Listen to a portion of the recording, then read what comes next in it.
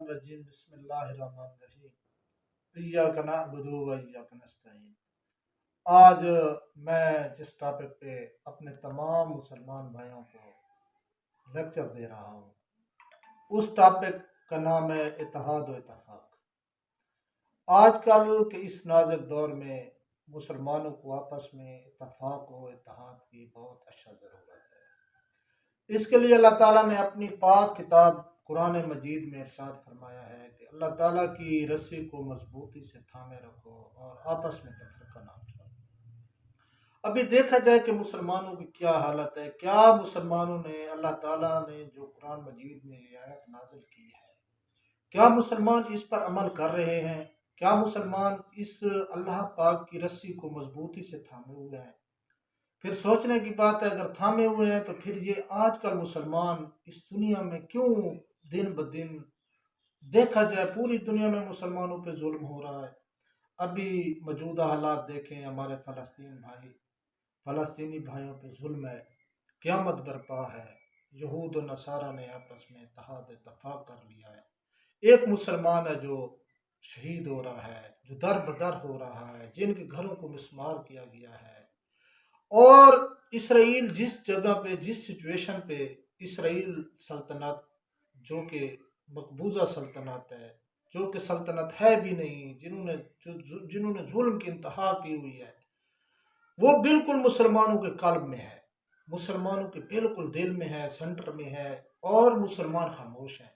کوئی چاند ایک مسلم ممالک اس میں بڑھ چڑھ کر جو ہے نا اپنی کوشش کر رہے ہیں، اور اوپر سطر پہ اوپر لیول پہ بھی کوشش کر رہے ہیں کہ یہ معاملہ ختم ہو جائے۔ تو میرا ٹاپک جو ہے کہ کیا مسلمان آج کے اس دور میں اتفاق و اتحاد میں ہے؟ میں سمجھتا ہوں کہ مسلمان بالکل اتفاق و اتحاد میں نہیں ہے۔ مسلمانوں کے آج کل جو حالات ہیں، آپس میں لڑائی جھگڑا، مذہبی منافرت، فرقہ بازی، یہ سب ایک دشمن کی چال ہے۔ یہ ہمیں سوچنا چاہیے کہ دشمن نے ہمیں اس چیزوں پہ لگا کر ہمیں تقسیم کر دیا ہے تاکہ یہ مسلمان آپس میں لڑائی جھگڑا کریں، آپس میں ان معاملات میں پڑ جائیں اور ہمارا دشمن فائدہ اٹھائے، جو کہ بھی ہو رہا ہے۔ تو یہ بات ہمیں سوچنی چاہیے، ہمیں اللہ تعالیٰ کی رسی سے مضبوطی سے تھامنا چاہیے۔ دیکھیں، خالی دعاؤں سے ٹھیک ہے، دعاؤں سے تقدیریں بدل جاتی ہیں، دعائیں بڑا اثر دکھاتی ہیں۔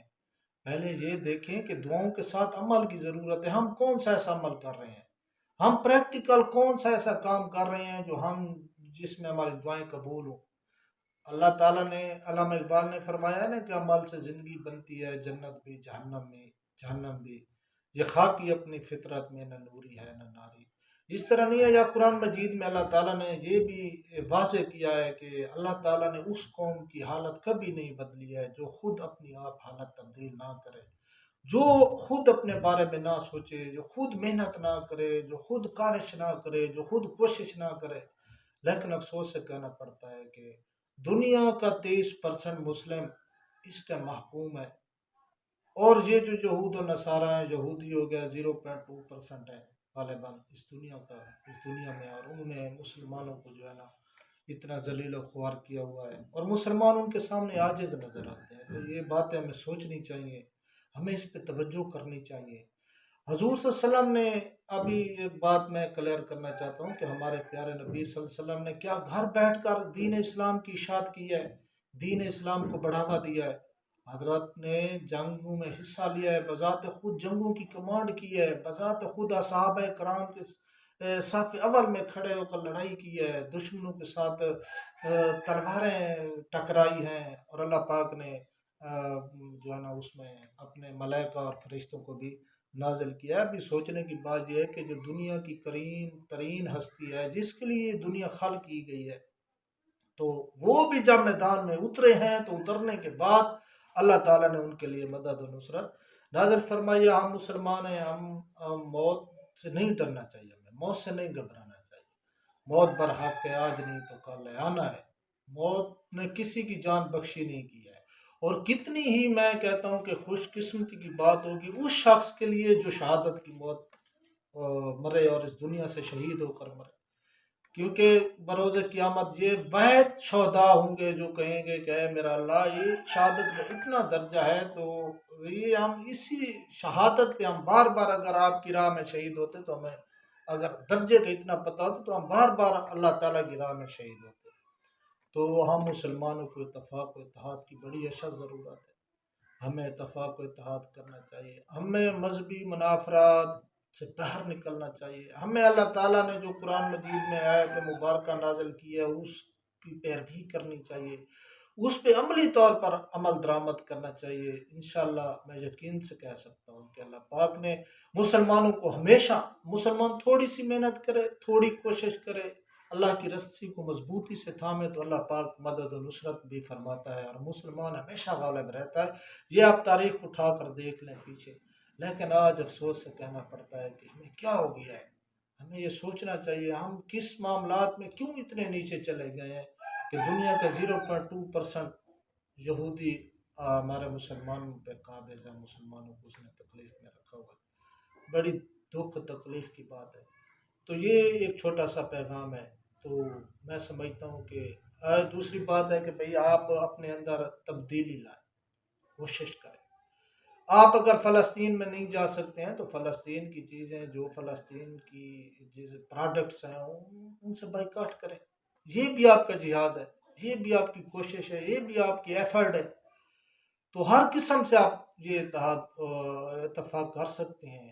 اگر آپ ایک چیز سے بائیکاٹ کریں گے تو اس کا جو ہے نا اسرائیل کو فائدہ نہیں ہوگا، ٹھیک ہے، معاشی لیول پہ تو وہ کمزور ہوگا نا۔ تو یہ باتیں ہمیں سوچنی چاہیے۔ فلسطین بھائیوں کے لیے چندہ وغیرہ ہو رہا ہے تو اتحاد یہی ہے نا، یہی اتفاق ہے، یہی رسی ہے کہ آپ ان کے لیے بڑھ چڑھ کر حصہ لیں، چندہ دیں فلسطین بھائیوں کے لیے۔ جو بھی صاحب استطاعت ہے 50، 100، 10,000، جو بھی جتنا اپنی حیثیت کے مطابق جمع کرا سکتا ہے تو وہ اس میں بڑھ چڑھ کر حصہ لیں۔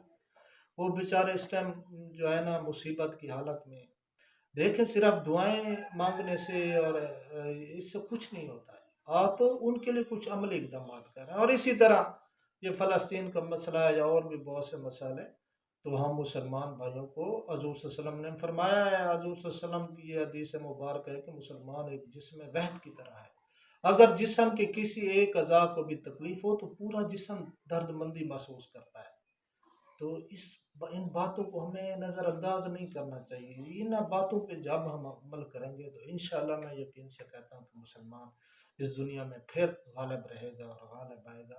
یہ اللہ تعالیٰ کا وعدہ ہے۔ اللہ تعالیٰ ہمیں اپنے بھائیوں کی مدد کرنے کی توفیق عطا کرے۔